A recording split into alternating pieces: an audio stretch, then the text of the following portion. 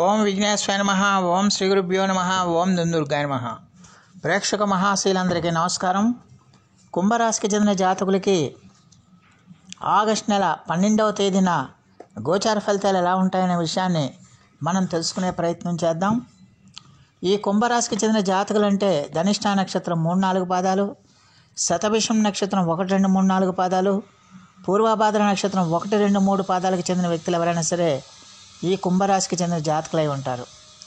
మరి ఈ కుంభరాశికి చెందిన జాతకులకి ఆగస్టు నెల 12వ తేదీన గోచార ఫలితాలను కనుక మనం ఒకసారి చూసుకుంటే, నవమ స్థానంలో సంచారం చేస్తున్న చంద్రుడి యొక్క ప్రభావం వల్ల ఈ రాశికి చెందిన జాతకులు ఈ రోజంతా కూడా కొంచెం జాగ్రత్తగా ఉండాల్సిన అవసరం ఎంతైనా ఉంటుందన్న విషయాన్ని గమనించాలి.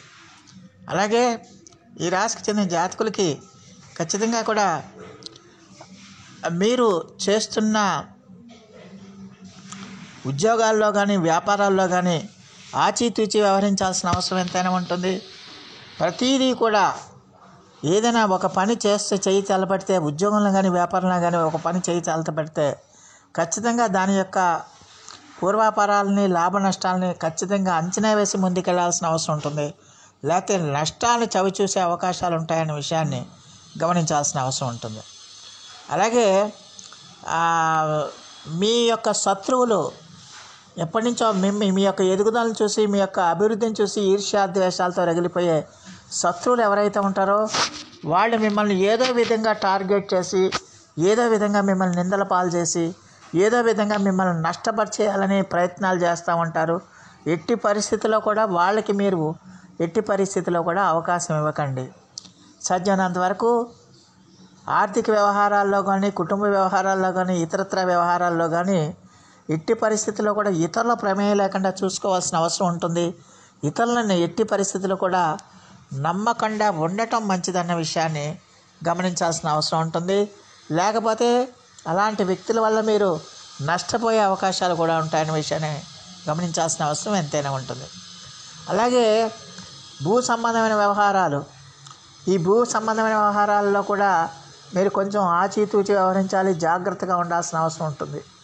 ఈ లిటిగేషన్ ఉండే సమస్యలు కానీ, వివాదాలు కానీ ఉండే స్థలాలు కానీ, పొలాలు కానీ, ఇల్లు కానీ మీరు తక్కువ ధరకు వస్తుందని కొనుగోలు చేస్తే కనుక ఖచ్చితంగా ఇబ్బందుల పాలవుతారు, ఖచ్చితంగా కష్టాలను ఎదుర్కోవాల్సి వస్తుందన్న విషయాన్ని గమనించాలి.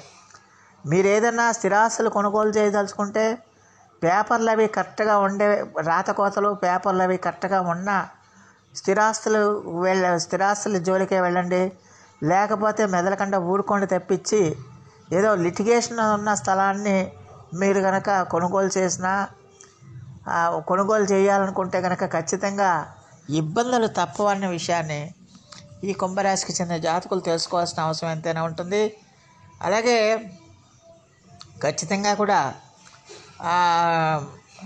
ఈ రాశికి చెందిన జాతకులు మరి ఈ రోజు అనేది మీరు ఆదాయాన్ని పెంచుకునేటానికి ఒక మంచి అవకాశంగా కూడా మనం చెప్పుకోవచ్చు. అంటే మీ యొక్క కష్టాన్ని బట్టే మీ ఆదాయం పెరుగుతుంది, మీ యొక్క హార్డ్ వర్క్ని బట్టే మీ ఆదాయం పెరుగుతుంది. కానీ ఎవడో వచ్చి మీకు ఏదో చేయరు, ఎవరో వచ్చి మీకు ధనరాశులు కుమ్మరించరు. అందువల్ల మీరు డబ్బు కనుక సంపాదించాలనుకుంటే, ఆర్థికంగా నిలదొక్కుకోవాలంటే, ఆదాయం పెరగాలంటే ఖచ్చితంగా కూడా మీరు కష్టపడి చిత్తశుద్ధితో కష్టపడి పడితే కనుక ఖచ్చితంగా కూడా మీకు ఆదాయం పెరుగుతుందనే విషయాన్ని ఈ కుంభరాశికి చెందిన జాతకులు తెలుసుకోవాల్సిన అవసరం ఎంతైనా ఉంటుంది. అలాగే సాధ్యమైనంత వరకు మీ వ్యక్తిగత జీవితంలోనే ఖర్చుల్ని బాగా తగ్గించుకోవాల్సిన అవసరం ఎంతైనా ఉంటుంది. ఖర్చుల్ని ఎంత తగ్గించుకుంటే అంత మంచిది అవుతుందనే విషయాన్ని గమనించాలి. అలాగే ప్రయాణాల్లో కూడా అనవసరపు ధన వ్యయాన్ని మీరు తగ్గించుకోవాల్సిన అవసరం ఎంతైనా ఉంటుంది. దానివల్ల డబ్బు ఆదాయి మీకు సమస్యలు లేకుండా ఉంటుందన్న విషయాన్ని ఈ కుంభరాశికి చెందిన జాతకులు తెలుసుకోవాల్సిన అవసరం ఎంతైనా ఉంటుంది. అలాగే ఈ రాశికి చెందిన జాతకులు ఆరోగ్యం విషయంలో కూడా కొంచెం శ్రద్ధ తీసుకోవాలి. ఆరోగ్య విషయంలో కూడా ఎట్టి పరిస్థితుల్లో కూడా మీరు నిర్లక్ష్యం వహించకూడదు. ఎందుకంటే ఖచ్చితంగా కూడా మీరు ఆరోగ్యపరమైన ఇబ్బందులు వచ్చే అవకాశాలు ఎక్కువగా ఉంటాయనే విషయాన్ని గమనించాలి. అలాగే మీ సంతానం ఏదైతే ఉందో ఆ సంతానంతో మీరు కొంచెం సౌమ్యంగా మెలగండి, సభ్యతతో మెలగండి. సాధ్యమైనంత వరకు మీరు మౌనంగా ఉండిపోండి. ఒకవేళ వాళ్ళ అభిప్రాయాలు మీ అభిప్రాయాలతో కలవకపోతే మౌనంగా ఉండిపోతే తప్పించి వాళ్ళతో కలహాలకి కయ్యాలకి కనుక కాలు తిరిగితే కనుక ఇబ్బందులు వస్తాయన్న విషయాన్ని గమనించాలి. మానసికమైన ప్రశాంతత కోల్పోవాల్సి వస్తున్న పరిస్థితులు ఏర్పడతాయన్న విషయాన్ని గమనించాలి. అందువల్ల మీ సంతానంతో సాధ్యమైనంత వరకు వాగ్వివాదాలు కానీ గొడవలు కానీ ఘర్షణలు కానీ దిక్కండి. ఒకవేళ వాళ్ళ అభిప్రాయాలు మీతో కలగకపోతే మీరు నిర్మోహమాటంగా చెప్పండి.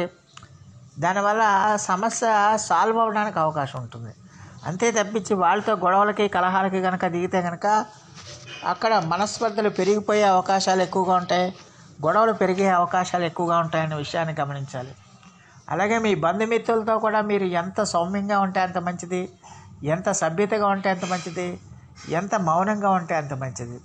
ఎందుకంటే మీ బంధుమిత్రులతో కూడా మీకు కలహాలు పెరిగే అవకాశాలు ఎక్కువగా కనిపిస్తున్నాయి, గొడవలు పెరిగే అవకాశాలు ఎక్కువగా ఉన్నాయి. అందువల్ల మీరు ఒకవేళ మీ బంధుమిత్రులు ఏదైనా ఒక మాటని మిమ్మల్ని ఏదైనా నోరు జారినా మీరు దాన్ని పట్టించుకోకుండా మౌనంగా ఉండిపోతే కనుక చాలా వరకు సమస్యల నుంచి మీరు బయటపడిన వాళ్ళు అవుతారు. అలా కాకుండా వాళ్ళు ఏదో అన్నారని మీరు కూడా ఒక మాట అంటే కనుక ఖచ్చితంగా అది చిలికి గాలివానై ఖచ్చితంగా కూడా మీకు మానసికమైన ప్రశాంతత లేకుండా చేస్తుందన్న విషయాన్ని గమనించాల్సిన అవసరం ఎంతైనా ఉంటుంది. అలాగే ఈ రాశికి చెందిన జాతకులు ఈ రోజున దూర ప్రయాణాలు చేయడానికి కూడా అవకాశాలు ఎక్కువగా కనిపిస్తున్నాయి. దూర ప్రయాణాలు చేసేటప్పుడు ఖచ్చితంగా కూడా ఆరోగ్యాన్ని దృష్టిలో పెట్టుకోవాల్సిన అవసరం ఎంతైనా ఉంటుందన్న విషయాన్ని ఈ కుంభరాశికి చెందిన జాతకులు తెలుసుకోవాల్సిన అవసరం ఉంటుంది.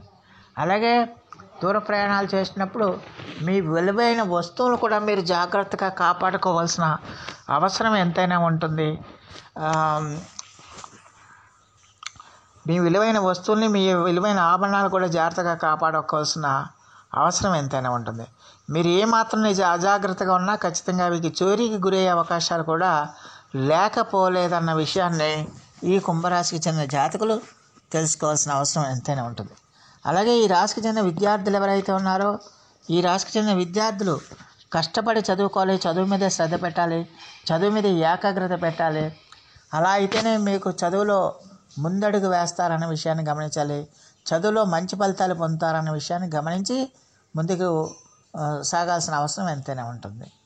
సో ఈ రాశికి చెందిన జాతకులు మరిన్ని మంచి ఫలితాల కోసం, మరిన్ని సత్ఫలితాల కోసం ఈ రోజున మీరు శివనామస్మరణం చేయండి, శివునికి పంచామృతాలతో అభిషేకం చేయండి, అలాగే మేధో దక్షిణామూర్తి వారిని ఆరాధించండి. దానివల్ల చాలా వరకు శుభకరమైన ఫలితాలు కలగడానికి ఎక్కువగా అవకాశం ఉంటుంది. సో ఆ దేవదేవుడు మీ అందరికీ కూడా ఆయుర ఆరోగ్య ఐశ్వర్యాలు ఇవ్వాలని మనస్ఫూర్తిగా వేడుకుంటూ ఈ నా వీడియో కనుక మీకు నచ్చితే లైక్ చేయండి, షేర్ చేయండి, కామెంట్ చేయండి, సబ్స్క్రైబ్ చేయండి. సర్వే జనా సుఖినో భవంతు. నమస్కారం.